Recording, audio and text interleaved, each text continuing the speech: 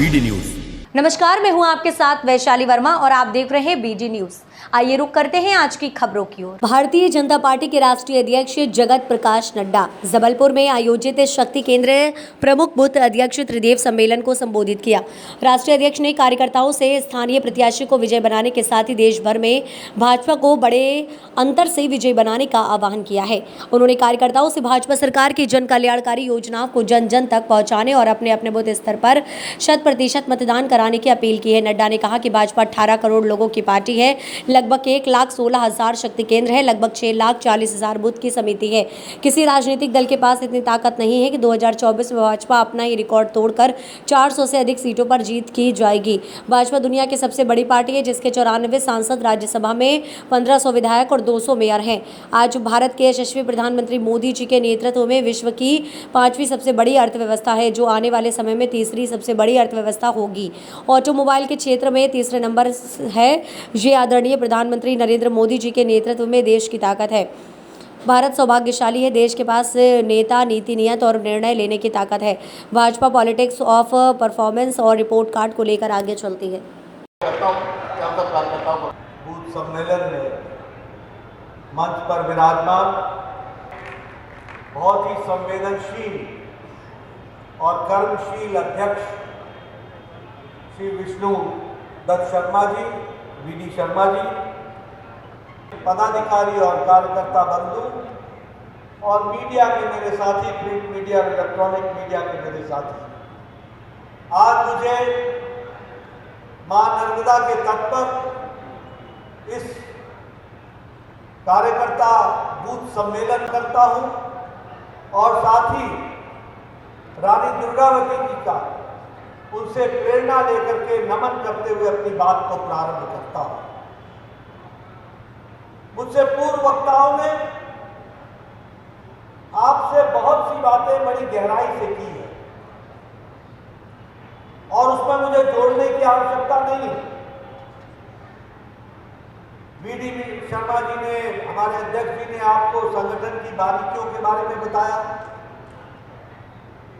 हमारे मोहन यादव जी ने आपको सरकार ने 3 महीने में क्या क्या किया इसके बारे में एक संक्षिप्त रिपोर्ट आपके सामने रखी है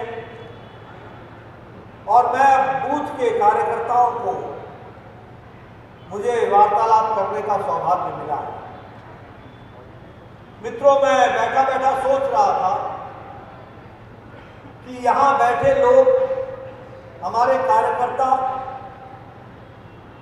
आप सब लोग बहुत भाग्यशाली हैं।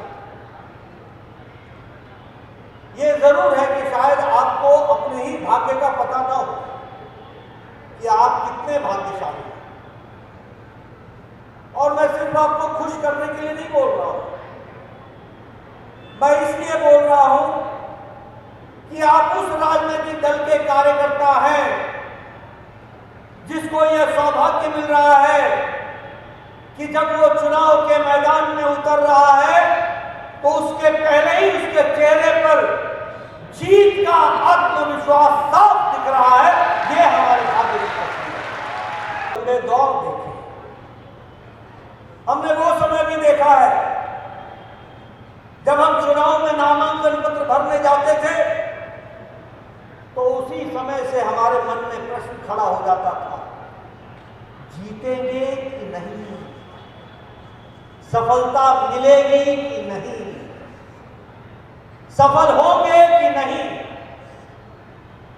और आज जब आप चुनाव के मैदान में उतरे हैं तो आप सफलता की बात नहीं कर रहे हैं, आप वोटों का अंतर की बात कर रहे हैं कि कितने मार्जिन से जीत रहे हैं।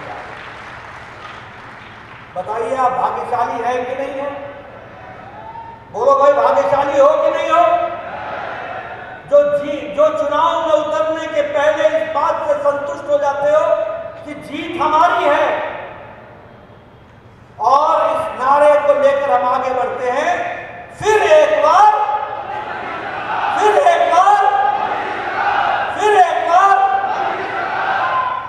और आपको मैं एक बात और बताना चाहता हूं कि आप इसलिए भी भाग्यशाली हैं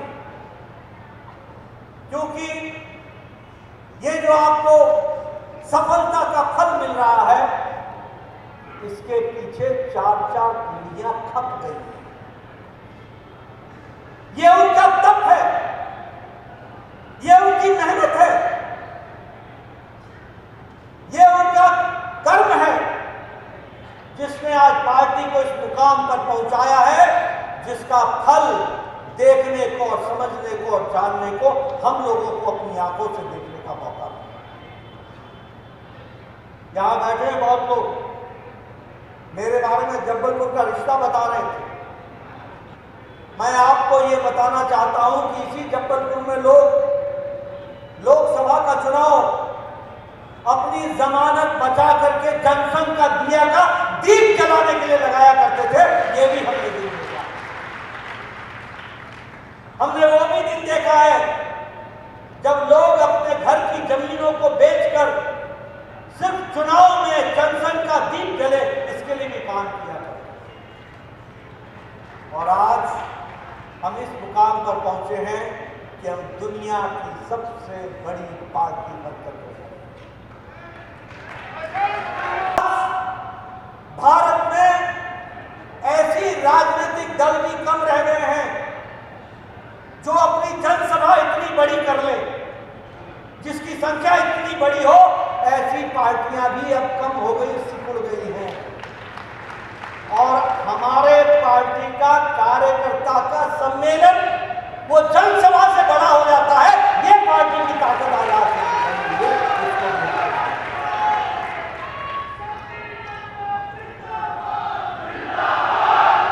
इसलिए मित्रों, अब मेरी दूसरी बात सुनना, जब खानदान में लोगों के तप के कारण कोई परिवार, कोई पार्टी आगे बढ़ जाती है और उस खानदान के लोग अगर लापरवाह हो जाते हैं तो जीत बिफरने में भी समय नहीं लेती। इसलिए हमारे कंधों पर बहुत बड़ी जिम्मेवारी है। 4-4 पीढ़ियों की तप को हमको संभाल कर रखना है। आशीष दुबे को सिर्फ हमने लोकसभा में नहीं भेजना है, हमने भारत का रिकॉर्ड बनाना है कि मोदी जी के नेतृत्व में 400 पार करके हमको दिखाना है। और इसीलिए मैं आप सब लोगों से गुजारिश करना चाहता हूं, आप इन बातों को गहराई से समझें। मित्रों, कौन सी पार्टी है आज भारत में जो वैचारिक निष्ठ पार्टी हो? एक पार्टी बता दो। आश्चर्य के साथ देखते हैं, हम सब लोकतंत्र के संवाहक हैं। सरकार के माध्यम से हमने कुछ फैसले लिए, वो फैसले आप तक पहुंचे होंगे। कितने छोटी छोटी बात, लेकिन महत्व की बात। हमने निर्णय किया कि अगर कैबिनेट कहीं होगी तो पहली कैबिनेट होगी जबलपुर में रानी दुर्गावती को प्रणाम करते हुए। हमारी बहादुर वीरांगना, जिसने अकबर जैसे एक अलग प्रकार के बहुत बड़े साम्राज्य के शासक को चुनौती दी और चाहे प्राण चले गए लेकिन आन नहीं जाने दी। ये जो बहादुरी हमारे क्षेत्र की है, ये इस बात की ललायत करती है कि काल के प्रवाह में समय के साथ हमारी दृष्टि देशभक्ति के साथ होना चाहिए। हमारी दृष्टि राजनीतिक समझदारी की भी होना चाहिए। दुर्भाग्य के साथ कहना पड़ रहा है, राजनीतिक फलक पे वर्तमान का एक अलग समय चल रहा है। उस समय का विश्लेषण करोगे तो हमको हमारी जवाबदारी और बढ़ जाएगी। आप अंदाज तो लगाओ, हमारे एक तरफ ऋषि तुल्य प्रधानमंत्री नरेंद्र मोदी जी, जोरदार ताली बजाओ नरेंद्र मोदी जी के लिए। नादान लोग कहते हैं इनके बाल बच्चे नहीं है। एक मूर्ख आदमी अपनी इस टाइप की बात करता है, लेकिन मोदी जी का जवाब कितना उदात्त है। उन्होंने कहा 142 करोड़ मेरे देशवासी है, परिवारवासी है। जवाब है, ये जवाब हमको 56 इंच के सीने वाले के साथ जोड़ता है। एक तरफ मोदी जी ने कहा था ना खाऊंगा ना खाने दूंगा, और जो कहा वो करके दिखाया। क्योंकि मोदी है तो आप अंदाज लगा लो, ये खाने वाले और जिनने नकली नहीं हुआ, सबसे पहले बड़ा भव्य आलीशान बंगला बनाया और एक के बाद एक झूठ बोलते गए। जनता तो जैसे जानती नहीं है, मैं बड़े दुर्भाग्य के साथ कहना पड़ रहा हूँ, इसलिए आपकी जवाबदारी बताना चाहूंगा, क्योंकि हम पोलिंग के कार्यकर्ता हैं। अरे भाई, किसी पे भी आरोप लगे तो लोकतंत्र में हम अगर चुने जाते हैं तो जनता के वोट से चुने जाते हैं। जनता हम पे भरोसा करती है, हम पे आस्था करती है और लोकतंत्र में हम चुनाव जीतते हैं। लेकिन अगर हम पे कोई उंगली उठ जाए किसी भी कारण से, तो इस देश का इतिहास है, लाल बहादुर शास्त्री, रेल दुर्घटना हुई, उन्हें तुरंत इस्तीफा दे करके उत्कृष्ट उदाहरण दिया कि ये गलती का कुछ भी हो सकता था, लेकिन आडवाणी जी ने इस्तीफा दिया सभी पदों से, सांसद से भी इस्तीफा दिया। ये लोकतंत्र की गौरव परंपरा है। और उन्होंने कहा जब तक कोर्ट मुझे निर्दोष नहीं कर दे, मैं कोई पद नहीं लूंगा। ये हमारा अपना लोकतंत्र का उदाहरण है। और उसके उल्टे एक मंत्री जेल गए, कोई फर्क नहीं पड़ा, इतनी मोटी चमड़ी के, भाजपा को गाली बकते रहिए, सबको गाली बकते रहिए। दूसरे मंत्री जेल गए, 21 मंत्री, 21 नेता जेल चले गए, लेकिन कोई फर्क नहीं पड़ रहा। लेकिन हद तो तब कहोगे जब खुद का नाम भी आया, और खुद का नाम आया तो खुद ने जेल जाने के बाद अपने आप को मुख्यमंत्री से मुक्त नहीं किया। तो मित्रों, ये जान के चलो कि ये आजादी के बाद लोकतंत्र की सबसे बड़ी परीक्षा हमारी आपकी है कि ऐसा पदलोलुप व्यक्ति जो प्रत्येक मतदाता का अपमान कर रहा है, वो जेल नहीं गए, ये प्रत्येक मतदाता का सम्मान जेल गया है। इस जेल के अंदर जाने वाले कलंक को जनता के सामने ले जाना पड़ेगा कि केजरीवाल जी, आप जेल नहीं गए।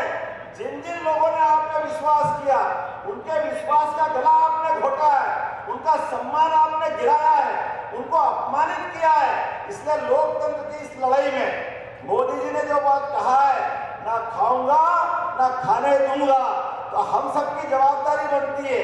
ऐसे व्यक्ति सहित पूरे के पूरे माननीय राष्ट्रीय अध्यक्ष जी बताएंगे, पूरे के पूरे कुंबे में सब जमानत पे है। हमको सबको अपने बूथ पे जा करके ये जो नए वोट बढ़ाना है, इसी की बात करना है। क्योंकि पिछली बार माननीय मोदी जी ने एक नारा दिया था, माननीय नड्डा जी ने नारा दिया था कि एमपी के मन में जोरदार विधानसभा की सीट जीती थी, और उस प्रचंड बहुमत के आधार पर जब सरकार बनी तो हमने सरकार के फैसले कैसे किए।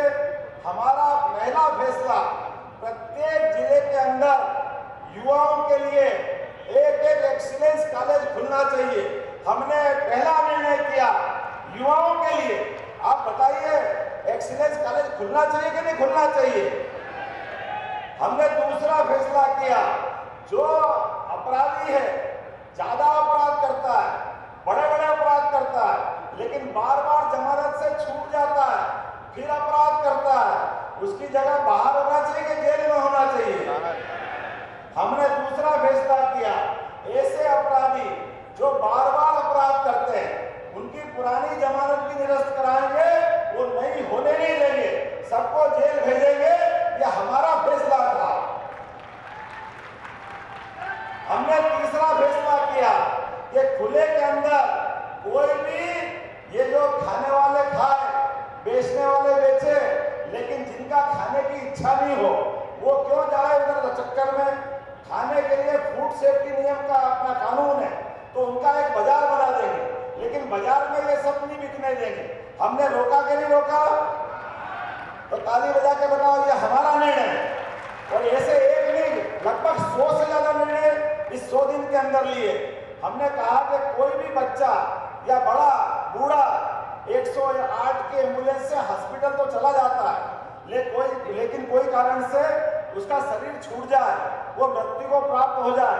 अब गरीब आदमी है, गांव जाना है, मोहल्ले में जाना है, किसी स्थान पे पहुंचना है, वो लाश को हाथ में लेके जा रहा है, वो ऑटो रिक्शा में लेके जा रहा है, ठेले पे लेके जा रहा है, साइकिल रिक्शे पे लेके जा रहा है। पूरी मानवता कलंकित होती है। हमारी सरकार में ये नहीं चलेगा। हमारी सरकार ने निर्णय किया, किसी की भी ऐसी मृत्यु होगी, सरकार घर तक छुड़वाएगी। ये हमारा अपना फैसला। बोला, ये फैसला करना चाहिए कि नहीं करना चाहिए? हमने कहा कि सरकार के आधार